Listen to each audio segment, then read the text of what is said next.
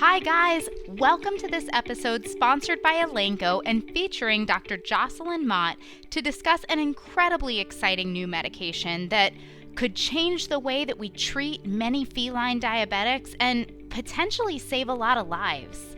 On the one hand, I appreciate when the blood work shows diabetes. I have a definitive answer for an owner about why their pet is drinking and peeing so much or losing weight despite a normal appetite, but of course, that's just the first hurdle. The next part entails, as many of you know, a very detailed discussion of how and when to administer insulin, how this will affect the owner's lifestyle, and if they can afford and accommodate the treatment required to manage this beloved cat. Are they comfortable giving injections? Do they understand how to monitor clinical signs at home? Can they come back for regular monitoring or manage maybe a continuous glucose monitor at home? So you can imagine, when I heard that there might be a pill that could treat a number of these patients, my curiosity was instantly piqued. A pill? A once daily pill, given with or without food. I was truly questioning, is this real? Because it kind of sounds too good to be true. Well, folks, good news for all of us, it is real, and Dr. Mott is here to tell us all about it. Dr. Jocelyn Mott graduated from the Western College of Veterinary Medicine in Saskatoon, Saskatchewan, Canada. After graduation, she completed an internship in small animal medicine and surgery at Oklahoma State University, and then a small animal internal medicine residency at the University of Wisconsin-Madison. Dr. Mott is board certified by the ACVIM in small animal internal medicine. She was a clinical professor of veterinary medicine at Western University of Veterinary Medicine in Pomona, California, and a practicing internist and co-owner of Pasadena Veterinary Specialists in South Pasadena, California. Dr. Mott is currently a postdoctoral associate in feline and canine diabetes at the University of Florida, Go Gators, College of Veterinary Medicine. With a broad range of experience, Dr. Mott has worked in small animal referral practices in Massachusetts, Texas, Florida, and California. She's worked in industry, performing clinical research in veterinary nutrition. She's authored several publications and book chapters in veterinary medicine, and is an international speaker in her field of expertise. She's co-editor of the veterinary textbook 5-Minute Veterinary Consult Clinical Companion Small Animal Gastrointestinal Diseases. Currently, she's actively engaged in clinical research, clinical trials, and clinical practice in the exciting field of feline and canine diabetes, and she's here to talk to us about an exciting new update. Let's go ahead and get into it. Well, for this episode, I'm joined by Dr. Jocelyn Mott. We're recording digitally here, but we're right down the road from each other. So, Dr. Mott, thank you for joining me, digitally here. Yes, I'm happy to be here. We're so happy to have you. This is a really interesting topic we're talking about here. And as a matter of fact, my sister, who is a physician, she said, "Hey, are you guys using these SGLT2 inhibitors?" And I was like, actually, we are. Like, there's this thing, and we're talking about it, and we're learning more about it, and hopefully going to be implementing this. So I'm so excited to dive into this topic more. Great. So let's start with the basics, because I will be honest, when we first started talking about this, this was not something I was familiar with or I'd even really heard of. But we're talking about Bexacat here, which is an SGLT2 inhibitor. What is an SGLT2 inhibitor? Yeah, sure. This is new territory for us in veterinary medicine. So this isn't something that we've known about before. So SGLT2 inhibitors are sodium glucose cotransport inhibitors, and they work at the level of the kidney, and they inhibit the ability of the kidneys to reabsorb glucose. So essentially they're spilling glucose into their urine, these diabetic patients are? Yeah, so normally diabetics spill glucose into the urine, but they're able to absorb or reabsorb a good portion of that. So what these inhibitors do is they actually interfere with the kidneys being able to reabsorb that glucose.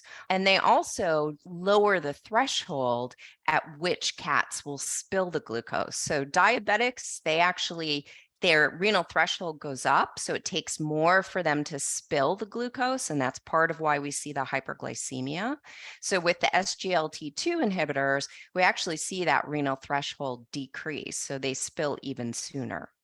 Okay. And so spilling this excess glucose into their urine, does that cause the body to want to make more glucose, or does the body kind of tolerate that without trying to then up that blood glucose level? Yeah, well, the interesting thing is that even though they're spilling all of this glucose into the urine, they don't become hypoglycemic. So their glucose levels, their hyperglycemia hopefully resolves into a normal glycemia, but they don't become hypoglycemia. So there's no stimulus for the body to be producing more glucose. Okay, interesting, interesting. So, in using this medication, are these used in conjunction with insulin? Are we trying to lower the blood glucose level and, maybe use less insulin by spilling more glucose into the urine, or are these a monotherapy? Yeah, so right now, we're looking at these as a monotherapy. So these have been used in humans, human diabetics, since probably 2013, and they probably have about 4 of these on the market right now. And it's actually approved in humans for type 2 diabetics. So those are usually going to be diabetics that aren't on insulin yet. They do use it some in type 1s, but that's not where the FDA has had approval. So what we're finding is that in cats, there's a lot of cats that will respond to this drug by itself without the addition of insulin. And so we're actually recommending that cats that have been on insulin are not good candidates for this. Okay, so let me make sure I heard you correctly that if a feline diabetic patient has been on insulin, then they're at this point not really a candidate for this medication. Right. Because they do need to be able, their beta cells still have to have a little bit of function and they have to be able to secrete some insulin in order to have the SGLT2 inhibitors. So, cats that have been diabetics for a while and have been on insulin are more likely to have beta cells that may be completely exhausted. Okay, okay, that makes sense. So, which cats are good candidates for Bexacat, and how do we screen our patients to make sure that we're choosing the best candidates for this medication? A good candidate for Bexacat is a newly diagnosed diabetic cat that's otherwise healthy and has not or is not currently on insulin. A cat that's anorexic, lethargic, or dehydrated at the time that you diagnose diabetes is not a good candidate for Bexacat. It's also really important to screen these cats with blood and urine tests to try to determine their eligibility for this medication. If the cat has evidence of liver disease or reduced renal function, then this is not a good candidate for Bexacat. If the cat has clinical signs of pancreatitis, a history of pancreatitis, or diagnostic imaging consistent with pancreatitis, or an FPL greater than 5.3 micrograms per liter, that cat also is probably not a good candidate to initiate treatment with Bexacat. If a cat is in DKA, then it's not a candidate for Bexacat. And finally, if beta hydroxybutyrate is greater than 37 mg per deciliter or 3.6 millimoles per liter, or if beta hydroxybutyrate is greater than 25 mg per deciliter or 2.4 millimoles per liter, and the cat has a history of renal disease or metabolic acidosis, then that cat should probably not be started on Bexacat. So, now thinking about these diabetics, when we initially make that diagnosis and we're doing the consultation with the owner, you're talking about how to give insulin and all the things to do, dietary therapy is something that we make sure and include. Yeah. See what the cat's eating and can we change some things around, and there's some other lifestyle changes. Are there lifestyle changes we should be keeping in mind with these cats, specifically dietary therapy? So there was several studies that were done with Bexacat, and there was no diet requirement or no standard diet with those studies. Although low carbohydrate diet was supplied free of cost to the owners if they wanted that. So some of these cats were definitely on your typical prescription diabetic diet, but there was a number of them that weren't, or they were on some combination of a diabetic diet plus something else. And although we didn't study diet as a separate variable, didn't seem to make a difference as far as their ability to respond. The other thing that's interesting is we know on the human side, one of the risks if they're on an SGLT2 inhibitor for DKA is a low carbohydrate or ketogenic diet. So we don't know how that translates into veterinary medicine at this point. Interesting, interesting. So one of those stay tuned things, but still exciting because with insulin, I mean, that can be a real point of frustration when you're just not getting the effect you want with the insulin, and this cat refuses to change anything about its diet, or maybe the owner refuses, but more often I find the cats to be the cantankerous ones in that relationship. So the fact that the studies looked at these cats that maybe were on a specific diet but maybe weren't and still saw success is really exciting. Yeah, it is exciting. One concept that we talked about when I was initially introduced to this drug is glucose toxicity. But can you explain glucose toxicity and what it is? How do we mitigate it when we're managing diabetes mellitus? Sure. So when a diabetic is diagnosed, they're hyperglycemic. Okay. And if they're hyperglycemic, that actually impairs the ability of the beta cells to secrete insulin. And what we find is that if we can get that hyperglycemia improved, that all of a sudden some of those beta cells may then be able to function and start secreting insulin. Okay, so the glucose toxicity, meaning that the glucose is suppressing beta cell function. And so when we lower the glucose, then the beta cells can function again. Potentially. So if we're able to do that, if they're diagnosed and we're able to deal with their glucose toxicity fairly quickly, then those changes to the beta cells are potentially reversible. But what we see in cats that are diabetic for a long time or have been treated with insulin for a long time and they are still not well controlled is at some point that becomes irreversible and their beta cells can't recover. So then they're not able to secrete insulin. So this drug potentially works for those cats that still are going to have the ability to secrete insulin. Okay. Is there a way to know that? Does that just have to do with like longevity of, how long they've been diabetic? Yeah, so there's not a good way for us to be able to tell if a cat, when they're diagnosed, is able to secrete insulin or not. Because keep in mind, some of those we're diagnosing them. Their beta cells right now are being suppressed because of the high glucose levels. So they're not secreting insulin. So even if we looked at insulin level at that point, it may be low, but once we deal with the glucose toxicity, all of a sudden they then can secrete some insulin. So we don't have a good test in veterinary medicine to be able to say, is this cat going to be able to secrete insulin or not? So the things that we can look at are newly diagnosed ones. If it is a cat that has had DKA or is currently on insulin, those are probably going to be ones that are more likely to have problems as far as secreting insulin. Got it. Got it. Okay, that makes sense. So, another term that we discussed when we were talking about Bexacat, we were talking about the mechanism of action and its effect on filtered glucose. Right. And again, if I'm the only one that is not 100% clear on what filtered glucose is, still be nice to me. So, can you talk to us about what filtered glucose is, in case I'm not the only one who doesn't know that term, and how that relates to Bexacat's mechanism of action? Sure. Why don't I'm going to back up just a bit and even go through what the normal kidney's handling of glucose is. That sounds good. It's been a minute since I've thought about like the true renal physiology. Yeah. So SGLT are membrane proteins, and SGLT2 is found in the early proximal tubule of the kidney.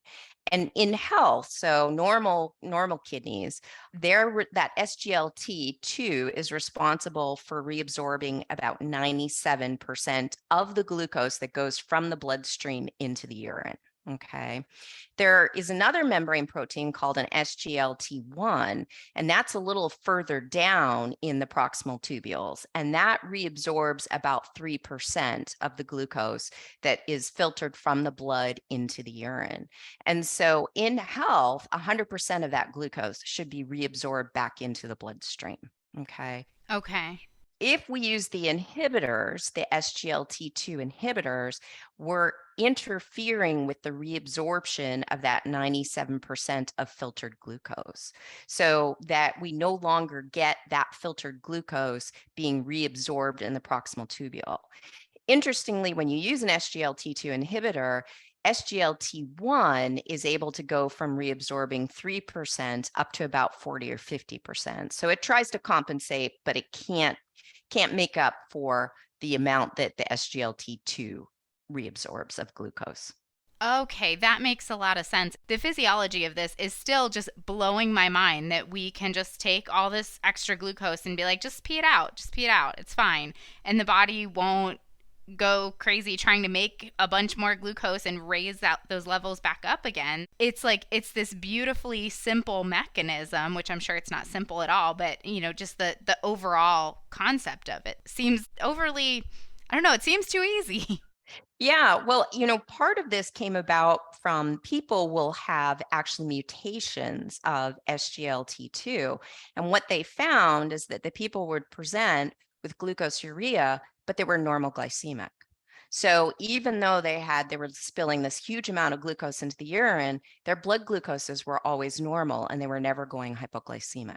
It's so exciting. So, It's in very the vein, exciting. yes, in the vein of that excitement, tell us about the clinical trials. How did it work? What kind of success levels were we seeing? So Bexacat has gone through a couple of different clinical trials. The first was the pilot study where cats were receiving Bexacat once a day for 56 days. At the end of that pilot study, about 80% of cats were considered treatment successes. From there, the cats that responded were invited to go on to the pivotal study. And that continued for another 4 months, or a total of 180 days on Bexacat. From there, some cats continued on to an extended care study, and at day 728, 85% of those cats were considered treatment successes. Wow.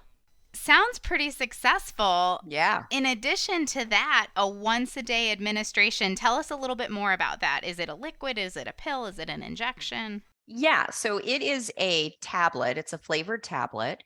And you basically give it's 15 milligrams. That's for all cats that are greater than 6.6 pounds. Okay. And you give it once a day, regardless of what their blood glucose level is. You can give it with or without food. And we just recommend you give it about the same time each day. So no longer having to wait. When we give insulin, a lot of times we've always trained our clients that you need to make sure that they eat before we give the insulin. There's no correlation there. They don't have to eat to get the drug. Amazing. I mean, certainly giving your cat a once a day pill that isn't dependent on food sounds like a lot easier feat than doing twice daily injections that do depend on food and that have to be timed rather specifically. So, despite the difficulties that pilling cats can present, when we're talking about a diabetic patient, I mean, it seems like a way better option than the alternative. Right. And we did find there were some cats where the owners crushed up the pill in the food, and that was effective as well. So as long as they're getting the pill in, that's an option for them too. There we go. And we want them on some canned food anyway. So there Hmm. we go. Right, right. And it's a lot of freedom for the owners. Yes. A huge amount of freedom. I'm even thinking, even if you have a really good pet sitter who you trust to do twice daily insulin shots, it's a lot easier ask of somebody if you want to leave town or something along those lines to say, hey, can you give my cat a pill once a day rather than can you give twice daily insulin injections? Right. And there was a study that took a look at the quality of life of owners with cats with diabetes. And some of the negative factors were definitely that they didn't want to leave their cats with family, friends, boarding because of the insulin injection. So they felt Sure. restricted with their lives and what they could do. Yeah, and from a boarding perspective, I mean that can be a real challenge. I've certainly encountered that of, technicians coming up and saying, "Hey, well, he didn't eat. What do we do about the insulin?" And if that happens once, well, okay, we can deal with it, but if it's going on for an extended period, it can really create some challenges. Right. Right. So what kind of numbers are we seeing with Bexacat? What does glycemic control look like with this medication? Sure. So it's going to be a little bit individual for each cat, but in general, what I'll say is that the numbers are very impressive. So a lot of these cats, when they were on the medication, had blood glucose curves that we just don't see with insulin in general. So it wasn't unusual for the cats, even on day one, to be started on Bexacat. Their initial blood glucose could be in the 400 or 500s.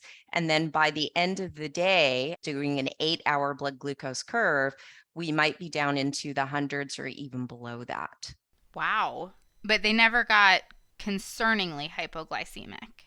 No, no, there were actually no cats that became hypoglycemic on the drug. And I feel like we very rarely see that kind of result with insulin when we first try it. Usually that glucose still hangs out pretty high and we have to up it because we start conservatively. So to get this kind of instant control sounds really good for our patients, for their owners, Yes. for us. Everybody wins. It's pretty amazing. And to not have to worry about hypoglycemia, like that's one of the major factors that we have when we're trying to treat our patients with insulin. To get them really well controlled, we risk hypoglycemia. So not having to worry about that is a really great thing. Yeah, absolutely. I'm getting excited about this. Now, along the lines of not getting hypoglycemic, I understand that in humans using these drugs, there's a condition known as euglycemic DKA, which sounds terrifying. Yes. Can you explain to us what that is and how it relates to cats being treated with Bexacat? Sure, sure. And this is something that we did see in some of the cats. So we all know what DKA is, but the thing that's different with this particular drug is if they're on Bexacat and these cats come in and they're a DKA, their glucose levels are going to be normal. And so it's not unusual for veterinarians to look at that and say, well, the glucose is normal. Even though they have ketones, I'm not going to treat this like a DKA because the glucose level is normal. And when these drugs were first introduced into human medicine, that was actually a big learning point for them. There were people that were coming into the ERs and they were not being recognized or treated as DKAs because they were euglycemic. That sounds really scary. So basically, if they're on this drug and they're sick and we're finding ketones in their urine, we need to treat them like a DKA. Exactly. How do we treat a normal glycemic DKA? Yeah. So what the first thing that you do is you stop Bexacat, Okay. and then they need to be treated with fluids. They need fluid support. They need to be treated with insulin. And if they're euglycemic, they may actually need dextrose as well. Okay. So it's just like treating, your normal DKA cats, but it's very important that they need the fluids, the insulin, and they potentially need a carbohydrate source. Okay. And I might be getting too much into the weeds here for what we're talking about on our podcast, but I'm thinking of dosing insulin in a euglycemic cat. So are we talking like an insulin dextrose CRI kind of treatment? So however you want to treat the DKA, so whether that's the CRI or whether it's doing sub-Q or IM injections, but the big thing is that, yeah, you're right. If they're euglycemic and you're going to give 1 unit of regular insulin, their blood glucose is going to drop. So you're definitely going to have to supplement them with intravenous dextrose. Okay. Okay. That makes sense. That sounds really scary, but but with the alternative of, what all the positives we talked about, what would kind of cue us into this being a euglycemic DKA? We kind of talked about if they're sick and they have ketones, but what would we tell owners to look for? So the biggest things that we want to make sure that we educate owners about is if their cats are anorexic, hyporexic, lethargic, weight loss, or dehydrated, those are all indications that they should stop Bexacat and see their veterinarian right away. Okay. And their veterinarian should be looking for the possibility of DKA. Okay, so it sounds really similar to a cat on insulin. We said, if any of these happen, you need to come see the vet. And usually in that case, they end up diagnosed as DKA. The difference here being we really need to make sure and check the urine and check for ketones because they might be euglycemic. Yeah, and what I would even say is that we know that urine, when we check with the dipstick, we're testing for acetoacetate. And we know that on the human side, when they first become DKA, it's beta hydroxybutyrate, which actually goes up first. And so for these guys, it's worth checking serum beta hydroxybutyrate because you may actually pick up that being elevated before they're spilling ketones into the urine. Okay, and to check the serum beta hydroxybutyrate, this is probably not something we're going to have available in-house, correct? Actually, yes, you can. There are portable ketone monitors that take a drop of blood. There's one called the Precision Extra, and it runs about $25 on Amazon. I'd recommend that if you're treating cats with Bexacat, you should have one of these portable meters in your practice. It's important to remember, though, that with the portable ketone meter, the units are in millimoles per liter, whereas if you're sending it out to the lab, the beta hydroxybutyrate will probably be measured in mgs per deciliter. But it's really easy to convert. You simply multiply millimoles by 10.3, and that'll convert them to mgs per deciliter or vice versa. Okay, okay. Well, that's good to know that we can just, we can have this other form of testing in addition to the glucometer, and it can give us our answer. And so serum beta hydroxybutyrate, not necessarily in the urine. Right. So if you've got ketones in the urine, you've got an answer. But if you've got a cat that's on Bexacat, just not doing right, and your urine is negative, go ahead and check the serum. Okay, I'm glad you brought that up. I feel like that's a good knowledge nugget to have in mind when we're treating these cats. And again, it kind of makes you feel better to know there's a relatively inexpensive in-house test we can do to check these cats as we're starting to adopt this drug. Right. And in some cases, it's also worth monitoring that when you're rechecking these cats, even if they're doing well. And in those cases, you could send it out to the lab if you wanted. But you definitely want to be able to get an answer of that pretty quickly if you have a cat that's not doing well. Sure, that makes sense. Is there any sort of like dose dependency here? Or is it one dose per cat? It's one dose per cat. Yeah. Which in a lot of ways makes it easy. Yeah. If they're less than 3 kilograms, then we don't recommend the drug. Okay, that makes sense. If they're less than 3 kilograms, we have bigger problems. Yes. Yes. Well, this seems like a huge breakthrough when it comes to the treatment of diabetes. We talked about all the upsides for owners, the freedom, quality of life for the cats, all kinds of things, ways to deal with potential negative side effects that seem very similar to what we would deal with insulin, as long as we know what to look for. Mm-hmm. What are your hopes, your dreams, your expectations, your excitement for wide use of this medication? Well, I think it's super exciting drug, and I think it's really going to change our ability to monitor and treat diabetic cats. So really with this drug, my hope is that we're actually going to have a lot of cats that would be euthanized if they were going to receive insulin actually be able to be treated. So we know that approximately 10% of diabetic dogs and cats are euthanized at the time of diagnosis. And reasons for euthanasia, definitely insulin injections, having to do that. Time commitment is another on the part of the owners, as well as finances. So I think that this potentially is going to save a lot of diabetic kitties' lives. And that's what we hope. That would be amazing, because it is such a devastating diagnosis to give, because some owners, they're all in. And then others, you just see it right there from the jump that they're like, I can't do this. It's not going to work for one reason or another, many of which are perfectly legitimate. Or, you have worse, you have an owner who's all in, and then it ends up like they can't inject the cat, or it's damaging the human animal bond, and all these other things that can happen. So exactly, yeah. To have an option where we can give these cats a chance just sounds like a huge breakthrough.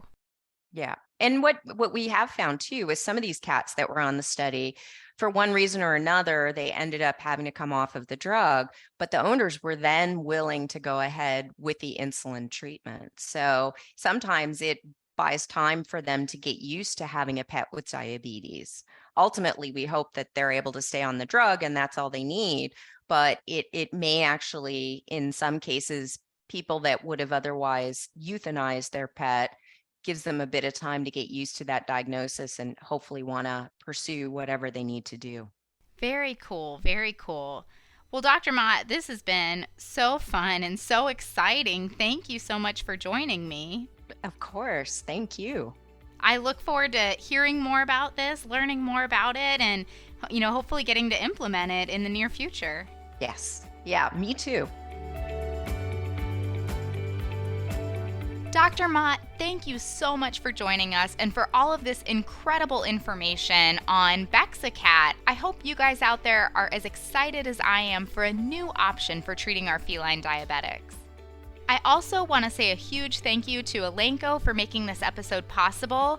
And remember, if you want to learn more about this topic, be sure to check out Dr. Mott's web course on Vetfolio.